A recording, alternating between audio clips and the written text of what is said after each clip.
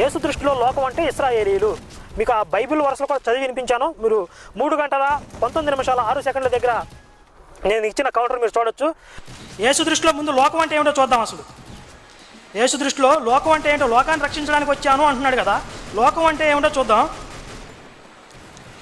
యోహాను 3:19 యేసు అంటున్నాడు, వెలుగు అంటే నేను లోకంలోనికి వచ్చాను అంటున్నాడు.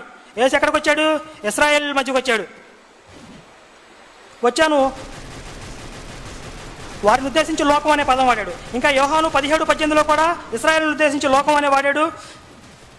ఇంకా అలాగే యోహాను 15:18 కూడా యేసు శిష్యులతో మీకంటే ముందు నన్ను ద్వేషించింది అంటున్నాడు. అంటే ఇశ్రాయేలును ఉద్దేశించిన లోకం అనే పదం వాడినట్లుగా అనేక సందర్భాల్లో మనకు బైబిల్లో సందర్భాలు కనపడతాయి.